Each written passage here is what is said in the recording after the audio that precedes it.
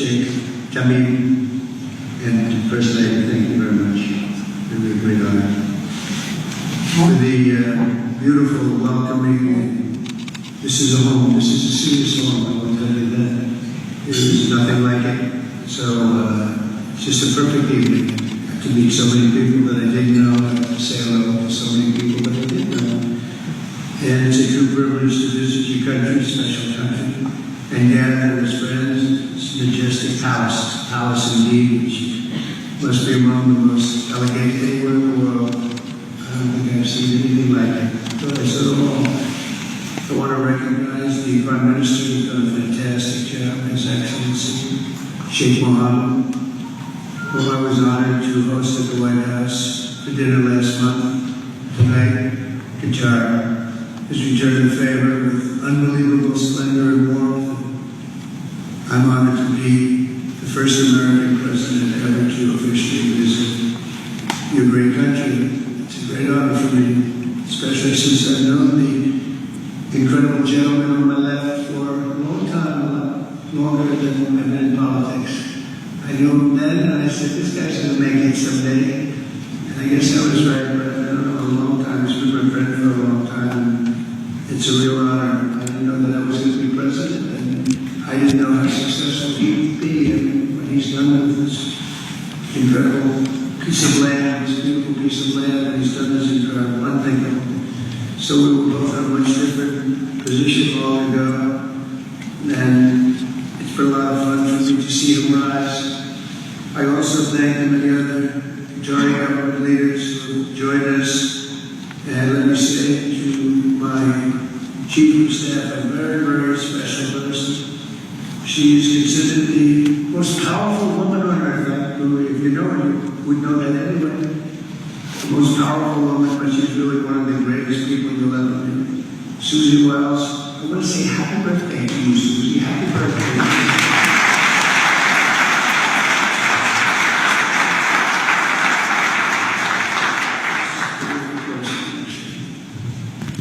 As I said in my address to the region last night in Saudi Arabia, the transformation that has taken place here in the Gulf with Gulf nations has been extraordinary, nothing less than extraordinary, as Qatar's development has been among the greatest of them all. Nobody's seen anything like it. Your country now stands as a hub of global commerce, acts as a key diplomatic force on the world stage, and has even hosted the World Cup. People said, oh, the World Cup is going, and by the way, Johnny's going to celebrate with congratulations, Johnny, because you're going to be with us next. He's coming to the United States, actually. Thank you, man. Great job you do, Johnny. The Emir is building a stunning legacy of economic progress, engineering marvels, what I've seen is incredible, and cultural attainment that should make this entire nation so very, very proud. They are proud. Our friends that live here are so proud. You only have to look at the shimmering skyline of Doha, or the beautiful waterfront promenade, which I just looked at a little while ago. There wasn't a tree out of place. It's perfect. To understand Qatar's amazing path to modernization and prosperity. And you've done it all while honoring your heritage. You've always stayed with your heritage. You haven't given it up, maintaining your culture, embracing your national traditions. To the Emir, to the royal family, and to this entire nation, congratulations on a spectacular job. Well done. Congratulations, really something. As you can see from the extraordinary range of leaders and pioneers in this room, the biggest people on earth, the most successful people, the most powerful people, everyone wants to come and witness what is happening right here. As president, I'm proud that our growing friendship is blossoming into a full-fledged economic and security partnership, as we've seen clearly on this trip. Because we're setting records on this trip, we're bringing a lot of investment back into the United States of America. It's coming back at levels never seen before. We've never seen anything like it. In 2 months, we've done more than anybody. I don't think there's anything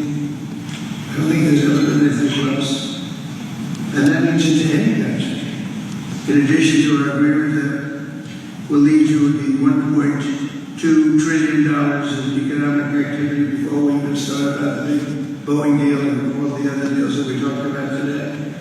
We're pleased to supply your military with billions and billions of dollars in brand new equipment, and we're going to get a glimpse of some of it tomorrow morning at your military base, which is incredible, by the way. Earlier today, we were honored the escort of 8 F-15s from your Air Force. And I will say that I asked the pilot, Air Force One, do we need them? And he gave me a bad answer. He said, well, I'd rather have them. That wasn't really the answer I was looking for. He said, no, this is just fun. This is just fun and games. He didn't say that. But here we are. But they are something. We're looking out the window. Everybody's amazed. It's a little disconcerting when you see a plane that goes 2,000 miles an hour. We're actually going 500 miles an hour as a straight in the plane. But you look at it and you can read the pilot's name on his helmet. And it's pretty close. But they were great. They were great pilots. And it's fitting that you have chosen the mighty Falcon as a symbol of your nation, representing dignity and strength. That's what the Falcon represents.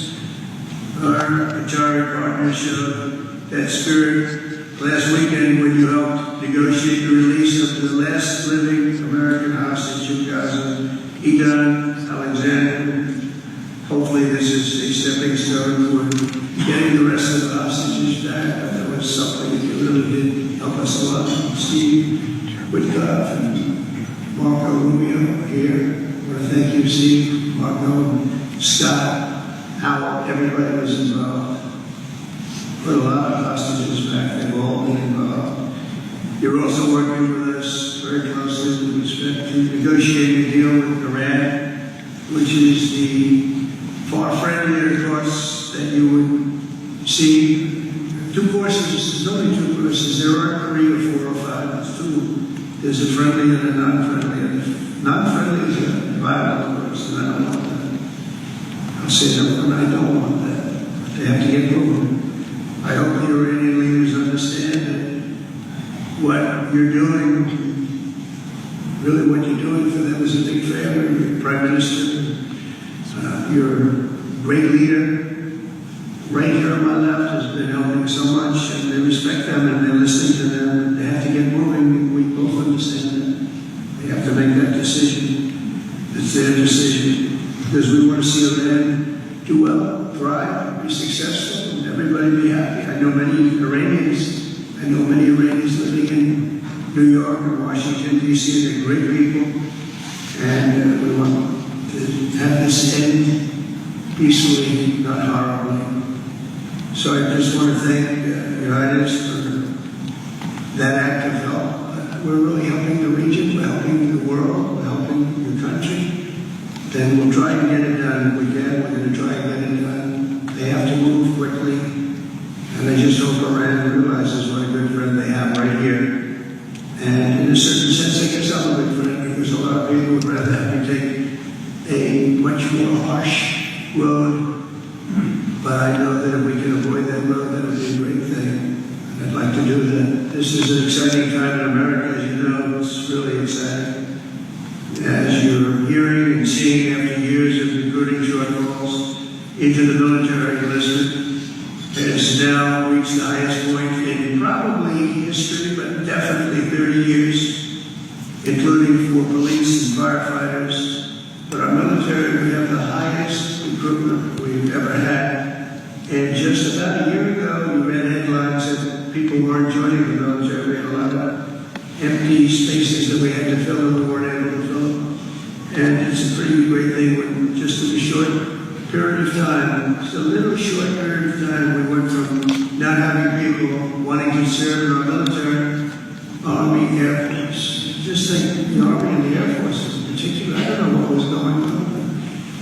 Navy, Marines, how about Space Force, Coast Guard, all great, but we couldn't get them, and now we have waiting lists to get in. So something happened. And I'll tell you what happened. It was on November 5th, where I won on behalf of everyone. I won on behalf of the people with common sense, the people that want to have a great country, the people with strength and intelligence. I won all 7 swing states, the popular vote by millions and millions of votes, the electoral college 312 to 226. Remember they were saying, well, he might get to 270. Well, we got to 275. We got to 312 actually. We had a great day and a great evening. But very importantly, we were the counties throughout the United States, 2,660 to 451. That's why when you see the maps, they're all bright red, red meaning Republican.